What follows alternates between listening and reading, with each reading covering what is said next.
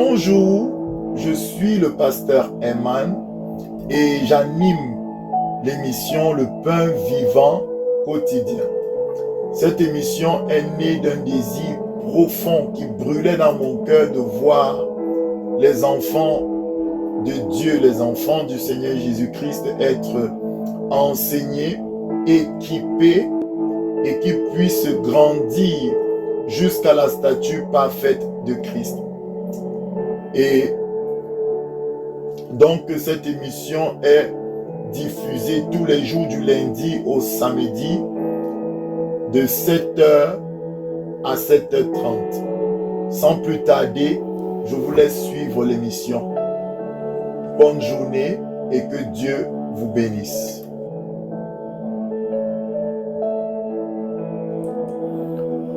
Bonjour, bien-aimés du Seigneur. Bienvenue dans votre émission Le Pain Vivant Quotidien. Donc, avant d'aller plus loin,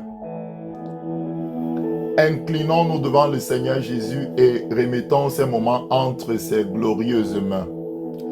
Seigneur Père éternel, nous te bénissons et nous nous humilions devant toi, Papa.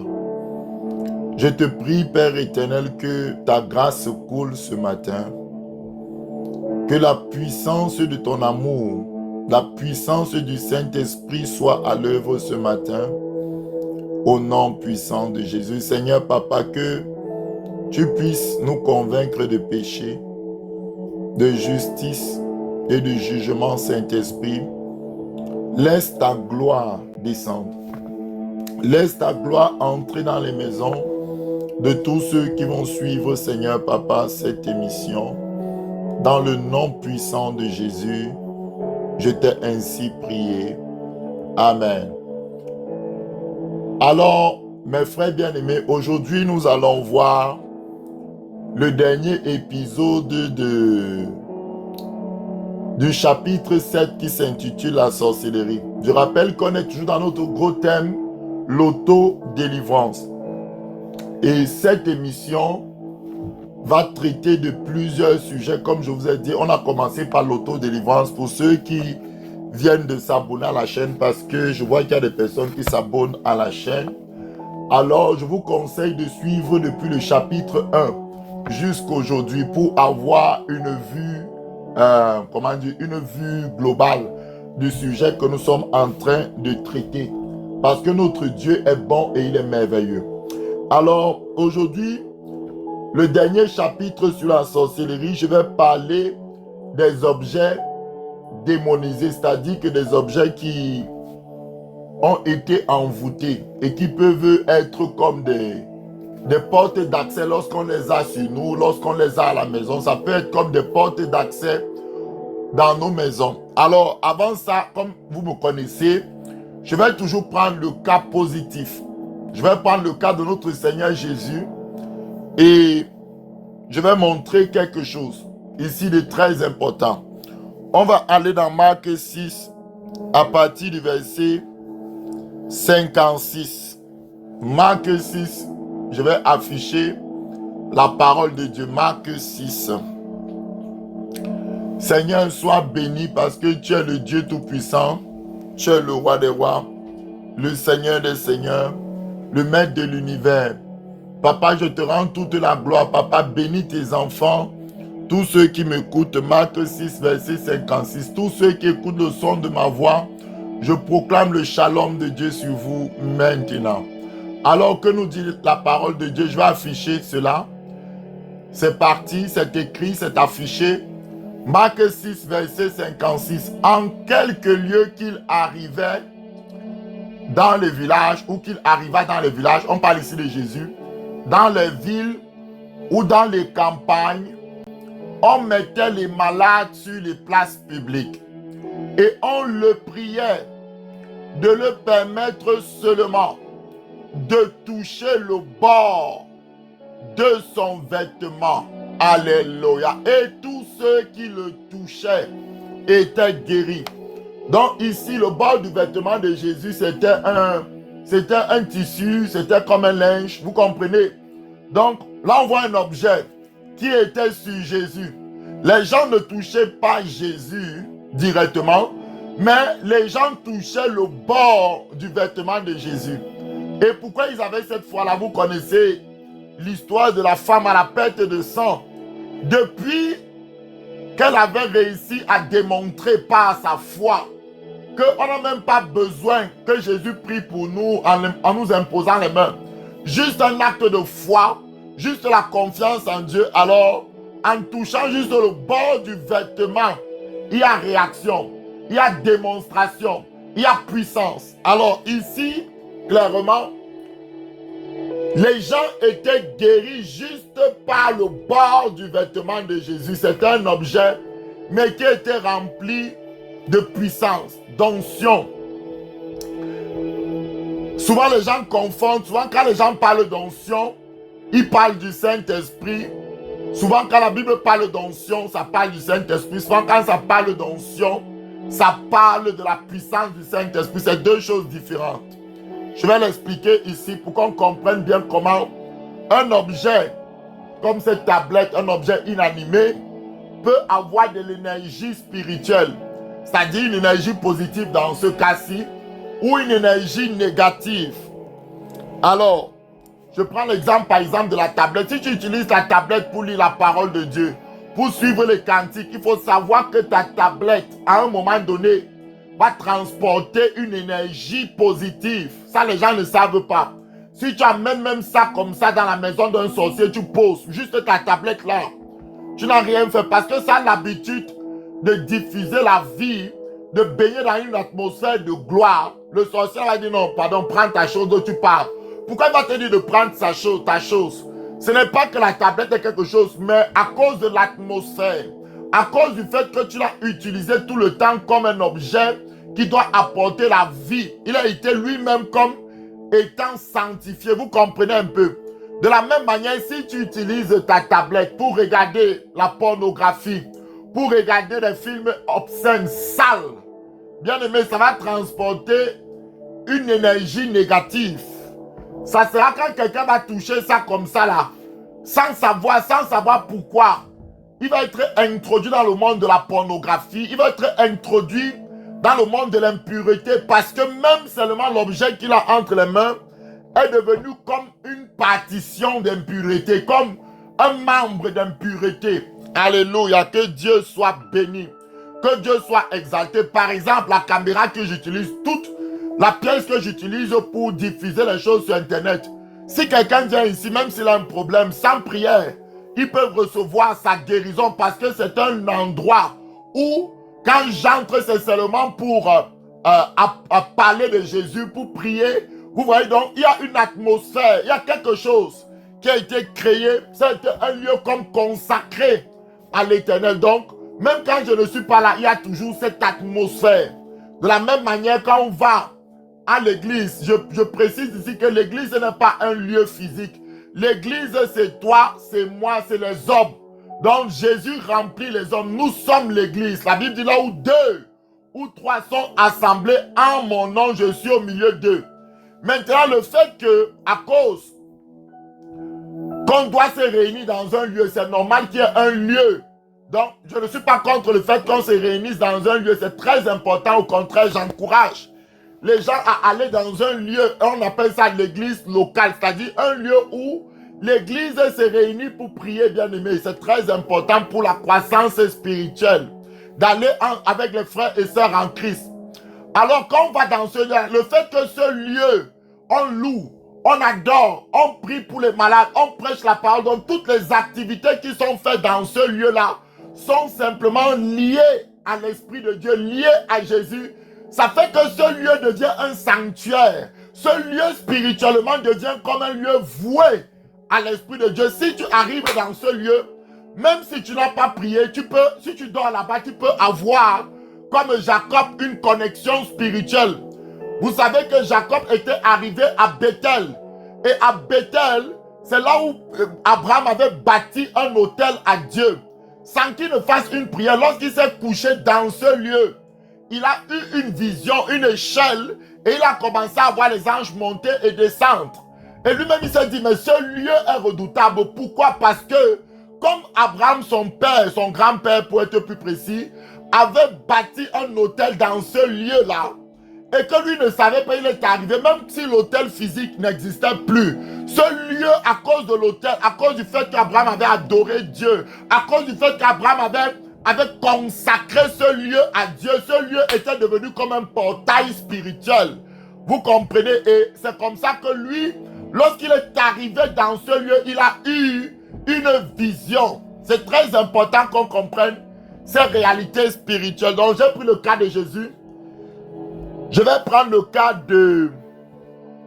d'un apôtre, l'apôtre Paul, qui est notre apôtre, parce que l'apôtre Pierre, c'est l'apôtre des Juifs, d'après la parole de Dieu. L'apôtre Paul, c'est l'apôtre des païens, c'est-à-dire ceux qui ne sont pas juifs de naissance physique, mais qui sont juifs de cœur, c'est-à-dire ceux qui sont des nations autres, mais qui ont accepté Jésus. Alors l'apôtre Paul nous a été envoyé, c'est lui qui a reçu la grâce. La Bible dit que Paul parlait, il disait que si vous avez reconnu la grâce qui m'a été accordée par le Seigneur et qui m'a établi apôtre pour les païens, donc Dieu lui avait mandaté, Dieu lui avait investi d'une grâce pratique pour les peuples qui vont sortir des nations et qui vont croire en Jésus. Alors toi qui viens des nations, tu ne dois pas blaguer avec ce qui concerne la vie de cet homme, parce que Dieu l'a oint. Dieu lui a donné une grâce particulière pour ton salut. Alléluia, que Dieu soit béni. Alors, on est dans Marc 6 à partir du verset, non, Acte 19 à partir du verset 11 à 12. Je vais lire là-bas, bien aimé, je suis très content ce matin. Je sens la présence du Saint-Esprit. Oh, j'aime l'Esprit. Commence à bénir l'Esprit. Quand tu suis la parole, sois toujours dans la louange. Dis, Seigneur, je te bénis. Seigneur, je t'exalte. Seigneur, je glorifie ton Saint-Nom. Tu es plus précieux pour moi, Seigneur, que l'argent, que l'or. Acte 19 à partir du verset 11 à 12. Acte 19, verset 11 à 12. Écoutez ce que le Seigneur nous dit. Acte 19, verset 11 à 12. Et Dieu faisait des miracles extraordinaires par la main de Paul. Bien aimé, Marc, c'est ici. Dans la Bible, il y a 3 catégories. Il y a les signes, il y a les miracles, il y a les prodiges. Ce sont des catégories. Ce sont des catégories de démonstration de puissance de Dieu. Donc, dans la Bible, même le Saint-Esprit reconnaît qu'il y a des miracles extraordinaires. Donc, même dans les miracles, on les catégorise d'après l'Esprit de Dieu, d'après ce verset biblique. Donc, Paul, l'apôtre qui nous était destiné, à nous les païens, faisait des miracles pas lui, Dieu, c'est ce que la Bible dit, Dieu faisait des miracles extraordinaires, c'est-à-dire, je vais le dire mieux, l'Esprit de Dieu, au travers des mains de Paul, faisait des miracles extraordinaires. Tu vas placer tes mains devant toi comme ça, tu vas dire, Seigneur, tu ne fais exception de personne. Utilise ces pauvres mains, ces simples mains, papa, pour ta gloire. Opère des miracles au travers de ma main, au travers de ma bouche, au travers de mon cœur, car la Bible dit, garde ton cœur plus que toute autre chose, car de lui viennent les sources de la vie. Seigneur, utilise mes mains pour opérer des miracles puissants. Utilise mes mains pour opérer des miracles extraordinaires. Utilise mes mains pour opérer des choses que tu veux faire. Que ta volonté soit faite dans le nom suprême de Jésus. Alors la Bible nous dit, et Dieu faisait des miracles extraordinaires par les mains de Paul. Et la Bible nous dit quoi ici? À partir du verset 12, au point qu'on appliquait quoi? Les malades, on appliquait sur les malades des linges ou des mouchoirs qui avaient touché son corps. Et les maladies les quittaient et les esprits malins sortaient. Gloire à Dieu. Donc les personnes qui étaient envoûtées, les personnes qui étaient possédées, on touchait seulement le corps de Paul avec des linges, avec des choses qui avaient touché son corps. Et dès qu'on amenait ça chez les malades, ils étaient guéris. Je vais prendre un autre cas toujours dans la parole de Dieu qui nous parle. Je suis dans le cas positif. On voit ici que des objets inanimés sont en train de transporter une puissance de Dieu. Le vêtement de Jésus transportait une puissance. Les mouchoirs qui touchaient le corps de Paul transportaient une puissance. Ça nous montre que si c'est fait dans le cas positif, c'est qu'aussi dans le cas négatif, on peut avoir des objets. Ces objets-là peuvent transporter de l'énergie. Voilà pourquoi, bien aimé, je vous encourage à louer et adorer dans votre maison. Quand tu adores chez toi régulièrement, même tes murs, tout ce qui est dans ta maison entre, parce qu'il faut savoir que la gloire de Dieu descend. 2 ou 3, je suis au milieu dedans, la gloire de Dieu descend chez toi. Et ça commence à affecter ton environnement, affecter ta maison. Alléluia. C'est comme ça que Dieu va garder ta maison, garder tes finances, garder ta santé, garder tes enfants. Beaucoup de bonnes choses vont se produire dans ta maison. La Bible dit que lorsque David ramenait l'arche de Dieu des Philistins, il y avait quelqu'un qui s'appelait Ussa. Dieu ne l'avait pas envoyé. Et il a osé toucher à l'arche. Il a été frappé, il est mort. Maintenant, David a eu peur de transporter cette arche-là. Il a laissé. Et cette arche est allée atterrir dans la maison de quelqu'un, je crois, qui s'appelait Obed. Et cette personne a commencé à prospérer. Juste parce que l'arche de Dieu était dans sa maison. 3 mois seulement, les gens sont venus dire à David que si tu t'amuses, ce gars-là va devenir même le prochain roi. Parce que la qualité de prospérité, parce que comme il avait accueilli l'arche de Dieu, celui-là a affecté toute sa maison. Et on a commencé à voir l'arche de Dieu prospérer. Mais comment accueillir la présence de Dieu dans notre maison? C'est en adorant Dieu. C'est en célébrant Dieu. C'est en glorifiant Dieu en famille, bien-aimés. Je vous encourage. Ayez une intimité avec Dieu. Bien-aimés, vous regardez les signes des temps. Le Seigneur revient bientôt. Et la Bible nous dit, de même que ça s'est passé au temps de Noé, c'est la même chose qui se passera au jour de l'enlèvement du Seigneur. Écoutez-moi très bien, bien-aimés. Noé a été enlevé avec ses 3 fils et ses belles-filles. Lui et sa femme, ça fait 8 personnes. Donc, Noé a été sauvé avec sa famille. Et Dieu nous révèle que de la même manière que ça s'est passé au temps de Noé, c'est comme ça qu'au retour du Seigneur, ça va se passer. Ça veut dire, ce sont des familles chrétiennes qui vont être enlevées. Des familles qui prient ensemble à la maison. Des familles qui cherchent Dieu. Des familles qui aiment Dieu. Des familles qui ont le cœur tourné vers Dieu. Des familles qui cherchent l'Esprit de Dieu. Beaucoup de familles chrétiennes qui sont dans l'unité, qui s'aiment réellement, seront enlevées.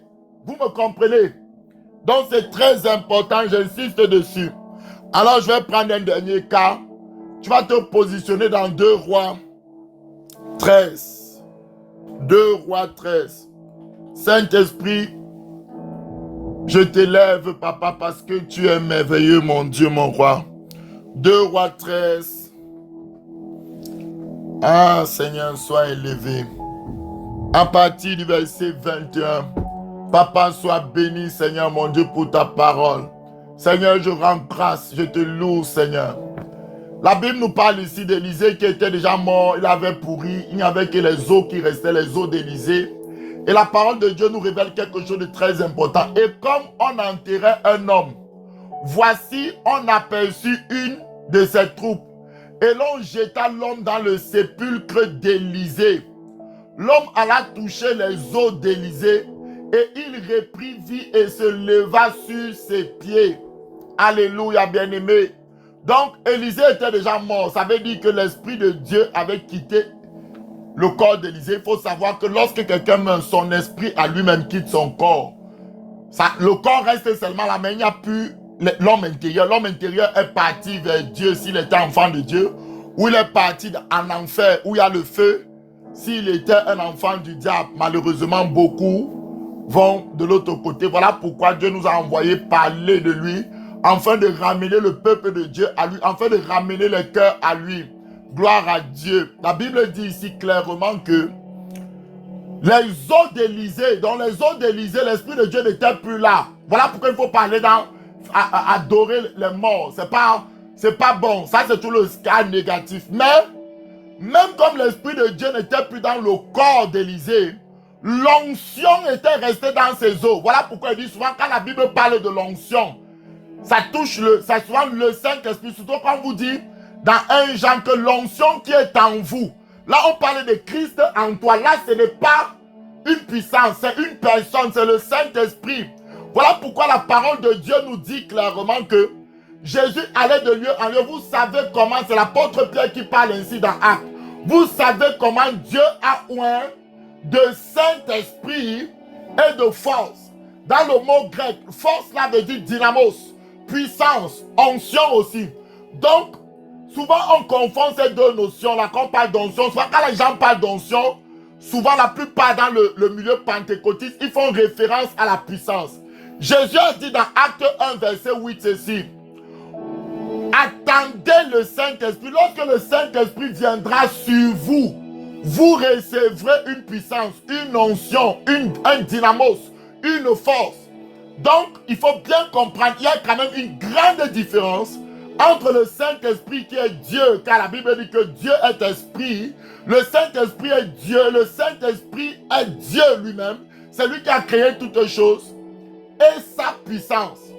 Maintenant, le Saint-Esprit peut déverser, peut te remplir de puissance.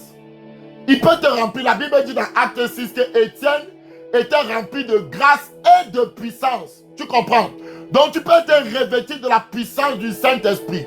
Et là, cette puissance qui est sur toi, là, c'est une énergie, c'est une force qui va chasser les démons, qui va opérer des prodiges, des signes miraculeux. Voilà pourquoi le Saint-Esprit peut même quitter quelqu'un, mais il a toujours la puissance de Dieu.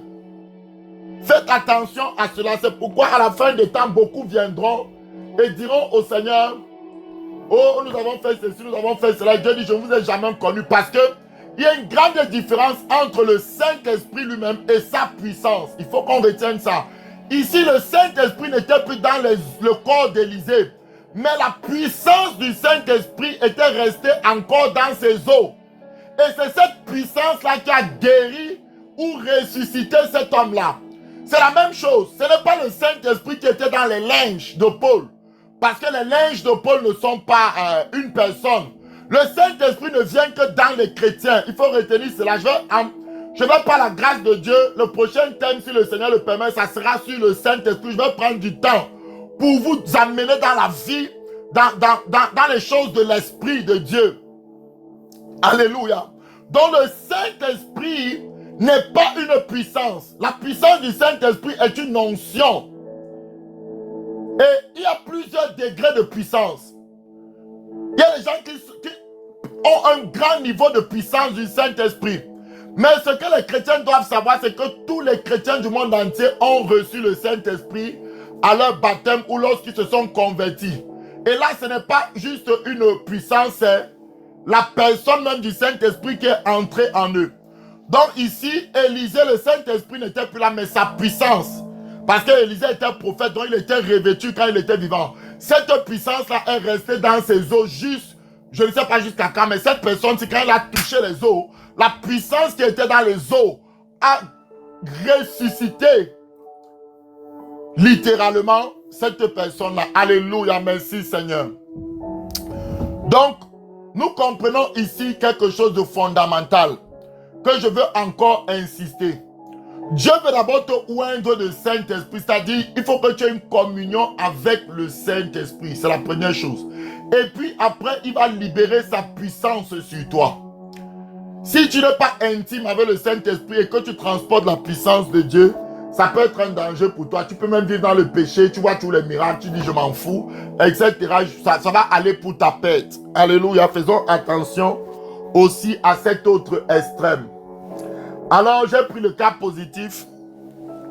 Maintenant, je vais aller prendre les cas où on peut avoir des objets qui transportent la puissance négative. La Bible nous dit, je n'ai pas préparé le verset, mais de ne pas faire entrer dans sa maison un objet abominable.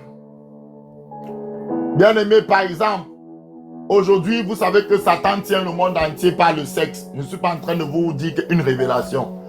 Il suffit de regarder, même aussi au Canada, les jeunes filles de à peine 10, 12 ans, on les apprend la sexualité, on les parle de la pilule déjà. Donc, on les focalise déjà, on transforme dans leurs pensées pour qu'ils aient eu une vie sexuelle avant le temps. Vous comprenez?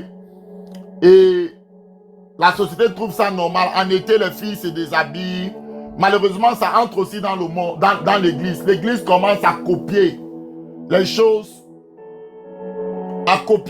qui se font dans le monde.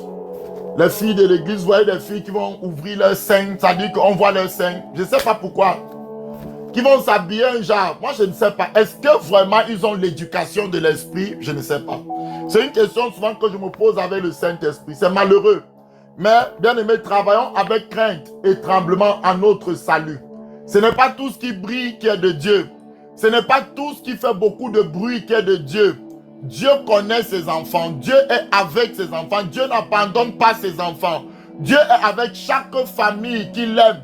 Chaque famille qui le cherche d'un cœur pur et sincère. Dieu est avec vous. Retenez ça aujourd'hui. Donc maintenant, je vais passer aux objets négatifs. Vous savez, dans la sexualité, à cause des films pornographiques, à cause de tout ce qui est de négatif aujourd'hui dans le monde, il y a les gens qui veulent pimenter entre guillemets leur sexualité et qui vont chercher les objets pour, surtout les femmes, pour se masturber, des choses comme ça.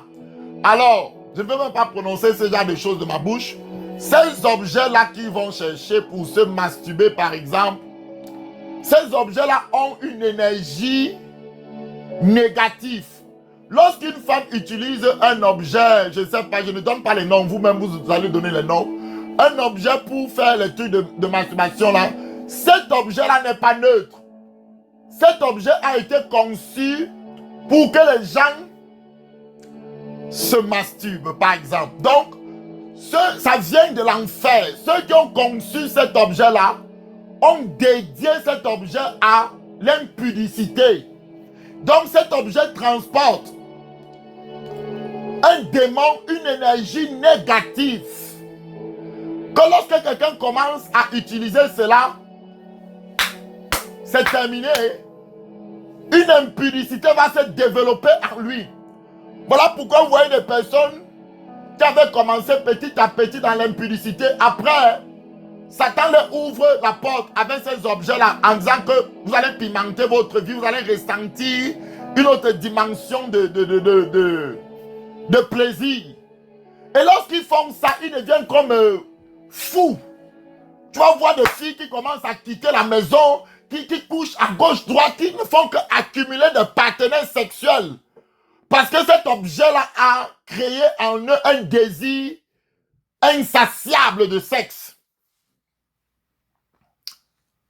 Ça, je prends le cas par exemple des objets sexuels.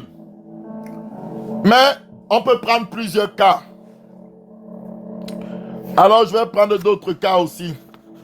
Et écoute-moi bien, bien aimé. Tu peux avoir des livres chez toi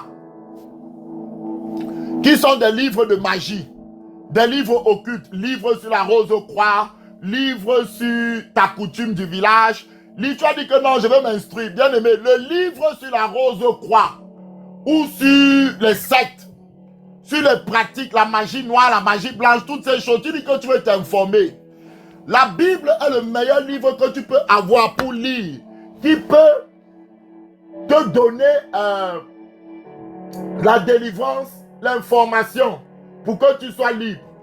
Si maintenant tu peux prendre un livre sur la rose croix, un livre autre pour avoir des informations, sache que ce livre-là transporte une puissance démoniaque. Donc tu as introduit quelque chose de démoniaque dans ta maison. Et les démons vont passer par là pour affecter ta vie, pour affecter ta santé, pour affecter tes enfants. Donc quand tu poses ce livre-là, il y a une puissance démoniaque qui se dégage de ce livre. Ce n'est pas seulement quand tu lis. Je me rappelle d'un témoignage authentique. Le Seigneur avait ouvert les yeux d'un homme de Dieu. Il a vu une lumière sortir de la Bible. La Bible émettait une lumière. Bien aimé, la Bible émettait une lumière parce que ceux qui ont écrit la Bible, ceux qui ont imprimé ce livre, c'était dans l'objectif que les gens apprennent ce que Jésus a fait. C'était poussé par l'Esprit de Dieu. Donc la Bible est un livre qui est consacré à Dieu. Quand tu ouvres la Bible, tu donnes la permission à l'Esprit de Dieu de te parler. Donc, il y a une invasion des choses spirituelles positives qui vont entrer dans ta vie. De la même manière, si tu prends un objet abominable, tu mets chez toi, tu as créé un lien entre le monde négatif et ta maison. Donc, les bagues mystiques, prenez ça, vous jetez. Les colliers, tous ces objets-là transportent quelque chose. Les chaînes qu'on vous a données dans le monde occulte. Ton père, tu quittais ton pays, ton père t'a donné une chaîne, il t'a dit que c'est une chaîne de protection. Ça veut dire que ce n'est pas une chaîne normale. Ça veut dire que cette chaîne-là, il y a quelque chose de mystique qui a été fait dessus pour te protéger. Donc, il y a une puissance démoniaque qui accompagne. Chaque fois que tu mets ça sur ton cou, il y a quelque chose. Ou que tu as ça dans ta maison. Les chapelets, toute la Vierge Marie, les statues, toutes ces choses sont des objets démonisés. Donc, je vais en citer, mais si tu te retrouves dans ça, prends ça et tu jettes. Il y a des pierres, il y a des pendules, il y a des statues, des tarots, les attrape-rêves. Merci Seigneur pour qui tu es. Ça peut être un simple collier, comme j'ai dit, je suis en train de lire, un chapeau. Ça peut être un habit, quelqu'un a fait une incantation sur l'habit là, il te donne. Vous savez que dans des choses occultes, même avant de faire certaines cérémonies, ils vont porter peut-être une soutane noire avec le bœuf dessus, quelque chose, ou avec le, quand dit le bœuf, vous comprenez, avec le buffle. Vous savez que Satan, souvent, il est représenté avec la face du buffle. Donc, il y a certains habits qui ont des insignes. Un habit qui a un serpent. Un habit qui a un dragon. Vous voyez, ces habits-là sont infectés, démonisés. Un chapeau, un habit, un bijou. Un objet comme ça peut être infecté par des esprits. Ça peut être anodin, mais le Saint-Esprit peut te révéler que c'est cet objet-ci qui est dans ta maison qui t'empêche, toi, bien-aimé, de dormir comme il faut. Alors, si tu as la révélation, tu vas sortir l'objet et brûler. Je me rappelle une fois, on était allé chez une sœur en Christ pour prier pour sa délivrance. Et on avait prié de toute notre force. Bien-aimé, le démon était là, mais il résistait. Et subitement, le Saint-Esprit nous a fait grâce en nous disant qu'il y a des objets dans la maison qui doivent être récupérés et jetés, si on peut dire comme ça. On a demandé à la sœur, et effectivement, il y avait des objets dans sa chambre. On a récupéré. Dès qu'on a mené ces objets au salon, on a commencé à prier pour annuler leurs effets. Le démon qui résistait, pap, a commencé à se manifester plus fortement et sa délivrance a été plus rapide. Alors, ce n'était pas une question de puissance. Oh, au nom de Jésus, non, c'était que le démon avait un droit légal. Il y avait quelque chose qui lui donnait la force de résister au nom de Jésus. Moi, personnellement, j'ai pu assister à des réunions de délivrance où des femmes avaient les cheveux, là, vous connaissez les cheveux, les grandes mèches, là. C'était l'apôtre Chourakou et son équipe qui faisait la délivrance. Et la délivrance durait, et le Saint-Esprit a aidé en disant, c'est les mèches, c'est les mèches. Quand on a retiré les mèches, le démon n'a pas pu résister même une seconde, il est sorti. Ce n'est pas qu'il n'y avait pas la puissance, il y avait la puissance, mais il y avait quelque chose. Donc, quand je parle d'objets, même les mèches, il y a les mèches qui ont été conçues, sur lesquelles les gens ont fait des paroles, ont fait des choses. Et lorsque tu portes ça, ça t'amène des problèmes. La Bible dit que tout est sanctifié par la prière. Surtout que tu n'as même pas prié dessus. Par la parole et la prière. Donc, je suis en train de montrer ici qu'il y a des objets qui peuvent être démonisés. Et où est la référence biblique? Quelqu'un me dit, pasteur, ce que tu dis est vrai, mais maintenant donne-moi une référence biblique. Ça peut être un cadeau qu'on t'a donné dans ta maison qui est comme un ange. Un cadeau qui est une statue d'ange. La Bible dit que vous n'aurez pas d'objet qui représente les choses célestes dans votre maison. Vous n'en avez pas besoin. Bien aimé, tu as acheté l'huile quelque part. L'huile là était une huile démonisée. On t'a dit que l'huile, si quand tu as ça, ça guérit. Et depuis que tu as cette huile, tu commences à avoir des songes. Tu vois un faux Jésus qui vient te parler. c'est déjà tu es en contact avec un monde démoniaque. D'autres personnes ont mangé quelque chose. Je vous ai dit que même par la nourriture, vous pouvez avoir accès à la révélation. Donc la nourriture est un objet. Mais à cause de la prière, à cause de la puissance qui a été libérée sur la nourriture, ça peut soit te connecter à la sorcellerie, soit te connecter à Dieu. Je vous ai donné des témoignages par rapport à cela. Je prends même le cas d'Emmaüs. Jésus les a démontré les Écritures, leur cœur brûlait. Mais jusqu'à là, malgré que leur cœur brûlait, ils n'arrivaient pas à reconnaître le Christ. Il a fallu que Jésus brise la Sainte et Sainte. Et les yeux, la Bible dit, leurs yeux s'ouvrirent. Donc c'est la nourriture physique qui les a donné accès à une révélation hautement spirituelle. Faites attention à ce que vous mangez.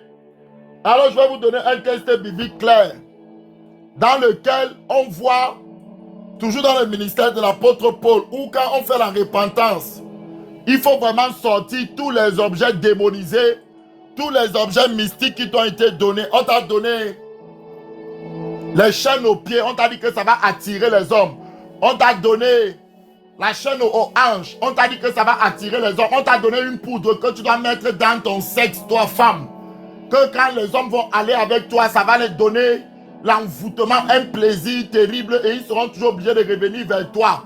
Si tu n'arrêtes pas ces choses, si tu continues à te confier en ces choses, ce qui va t'arriver, tu vas comprendre ta douleur. Acte 19 à partir du verset 18. Acte 19 à partir du verset 18.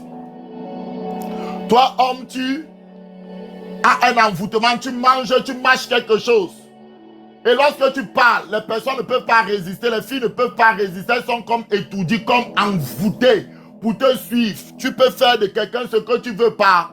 Cette écorce qu'on t'a donnée, tu dois arrêter. Cette écorce-là a déjà, c'est un objet démonisé. N'oubliez pas que Jésus avait chassé les démons, c'est entré dans des porcs. Donc il y a même des animaux. Tu vas, le gars te dit, viens avec un coq. Tu vas chez le marabout avec un coq, il prie sur le coq là. Et puis tu ramènes le coq là à la maison. Le coq là n'est plus un coq normal, mon ami. Le coq là devient quelque chose de terrible, une antenne, un portail spirituel négatif qui fait que les démons vont venir dans ta maison. Tu crois que ça t'amène la chance? Depuis que j'ai amené le coq-ci, j'ai laissé ça 2 jours chez le marabout et je suis allé chercher. Depuis que j'ai laissé ça chez moi, j'ai eu ça. Attends le retour. Ne dis pas d'abord les choses positives. Le retour arrive. La Bible dit, acte 19, à partir du verset 18. Et je vais m'arrêter là. On va prier pour que le Saint-Esprit nous aide. Acte 19, à partir du verset 18. La Bible nous dit clairement, plusieurs de ceux qui avaient cru, vous voyez, venaient confesser et déclarer ce qu'ils avaient fait. Bien aimé, la confession de péché, surtout dans ce cas-ci, si tu es allé chez un marabout, il t'a donné quelque chose, il est évident que tu dois te séparer de cette chose-là. C'est un point de contact, c'est un portail entre le monde négatif et ta vie. Tu as besoin de délivrance, tu as besoin de brûler ces choses. Ce n'est pas nous regarder comment on doit traiter les objets qui ont une puissance spirituelle négative. On doit déclarer ces choses. Ce n'est pas fini. On doit aller au verset 19 ici qui nous dit quoi? Et un certain nombre de ceux qui avaient exercé les arts magiques, ayant apporté leurs livres, les brûlaient devant tout le monde et on en estimait la valeur à 50 000 pièces d'argent. Les livres magiques. Tu disais que non, tu avais ça, tu voulais juste comprendre. Tu veux comprendre quoi, mon frère? La Bible a tout. Tu vas encore chercher le livre des roses, quoi, tout ça, ça va t'amener où? Les arts magiques, les cartes, les boules de cristal, toute forme d'objet mystique, même si c'était tes parents qui pratiquaient ces choses. S'il y a ces objets, tu as hérité de la maison, sache que la maison là est envoûtée. Dans une maison où on a fait l'esprit de divination matin, midi, soir, cette maison-là est envoûtée. Il faut que tu ailles dans toutes les pièces. Tu pries, tu chasses les démons pour libérer l'atmosphère spirituelle. Je vous ai montré que Satan s'appelle le prince de l'air. Donc la Bible dit ici, qu'est-ce qu'il faisait? Il ramenait toutes ces choses, tous ces arts magiques-là, toutes ces choses qu'ils avaient, qui les servaient dans leurs livres. Et ils ont brûlé ça devant tout le monde. Ils ont brûlé ça, ils ont brûlé et ça coûtait cher. Alors, je vais m'arrêter ici ce matin et on va se mettre à prier.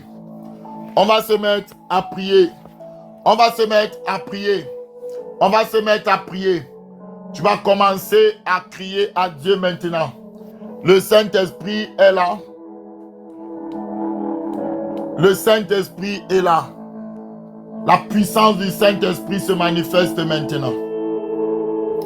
Partout où vous êtes, tendez vos mains vers moi. Dans cette atmosphère. Merci Seigneur Père éternel pour ton amour, pour ta présence. Seigneur, que ton onction brise les chaînes dans les vies de tes enfants maintenant. Au nom puissant de Jésus de Nazareth. Ceux qui avaient consulté, qui avaient des objets démonisés, papa, ils ne savaient pas qu'ils se liaient au diable par ces objets. Que ce soit la statue de Marie, quels que soient les objets, les livres qui parlent, des fausses doctrines, des choses qui sont entrées dans leur maison et qui ont amené cette atmosphère négative, soit totalement détruite dans le nom puissant de Jésus de Nazareth. Seigneur Papa, je bénis ce que tu fais. La puissance du Saint-Esprit se manifeste là où vous êtes maintenant. Le Saint-Esprit, pour ceux qui confessent, pour ceux qui disent, oui Seigneur, j'étais allé voir un marabout pour séduire tel homme, il m'a donné ceci, il m'a donné des produits que j'ai mis dans mes organes génitaux, j'ai oint, toi qui es homme, tu as oint ton truc avec, toi qui es femme, tu as oint ton truc avec. Aujourd'hui, tu vas dire, tout esprit qui est entré par cette pratique sort de moi. Au nom de Jésus de Nazareth, j'avais un collier, j'avais une chaîne, j'avais une bague mystique, j'avais, je ne sais pas, un collier au niveau des chevilles, j'avais quelque chose, j'avais un livre, j'avais une écorce, j'avais quelque chose que je mettais dans ma poche, un porte-bonheur, un attrape-rêve, le tarot, des cartes, toutes ces choses mystiques. Maintenant, le Saint-Esprit, je sens sa présence. Le Saint-Esprit brise pendant que vous confessez là où vous êtes. Ceux qui ont avalé des choses spirituelles, vous commencez à vomir.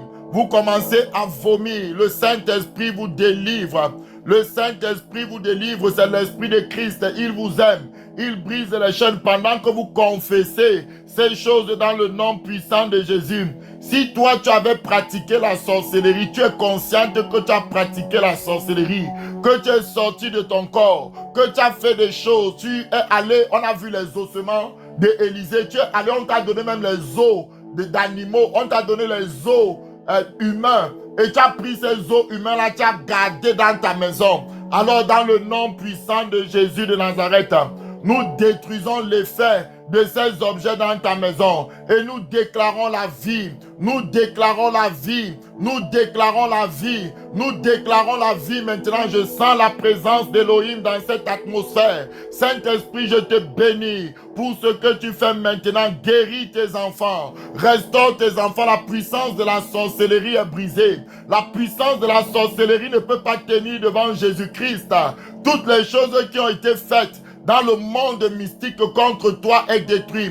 Peut-être c'est tes parents qui sont allés chez les marabouts parce qu'ils cherchaient la protection et ils ont amené des objets. Tu te souviens, pendant que je parle, il y avait des choses qu'on mettait en bas de vos oreillers pour que vous dormiez. Il y avait des choses qu'on mettait comme de l'encens, la fumée au coin du lit, au coin de la chambre. Tellement de choses qui étaient faites. Il y avait de l'eau bénie qu'on aspergeait. Il y avait tellement de choses. Tu vas aller dans les pièces où on a aspergé l'eau bénie, où on est allé à Lourdes, où on a dit qu'il y a une apparition de Marie, on a pris l'eau, on a pris des choses là-bas, on est venu dans les maisons aspergées, où il y avait une statue de Marie, il y avait quelque chose qui appartient à Marie dans ta maison. Maintenant, dans le nom puissant de Jésus, nous détruisons ces choses, nous brisons ces choses. Dans la puissance du Saint-Esprit, soyez délivrés maintenant dans le nom de Jésus. Toutes les pièces de vos maisons qui ont été aspergées par l'eau bénie, nous arrêtons, nous bénissons, nous détruisons toute l'atmosphère négative qui a été amenée par cet acte d'idolâtrie dans les maisons dans le nom de Jésus. Si ta maison était hantée, si le lieu où tu étais avait été consacré à l'Éternel, tu vas te tenir debout, tu vas dire, Seigneur, tu vas proclamer cette parole à haute voix. Tout lieu que foule mes pieds, tu me le donnes. Je sanctifie par ta parole maintenant ce lieu. tout rite, tout ce qui a été fait autour de moi pour amener une atmosphère négative soit détruit dans le nom puissant de Jésus de Nazareth. Père éternel, je te bénis. Seigneur, je t'exalte. Seigneur, je glorifie ton Saint-Nom. À toi toute la gloire, à toi tout l'honneur et à toi toute la puissance. C'est dans le nom précieux de Jésus que nous avons ainsi prié. Amen. On se retrouve à 12h pour la prière. Le Seigneur est avec nous. Soyez bénis. Que sa grâce soit sur vous. C'est au nom de Jésus que j'ai prié. Amen.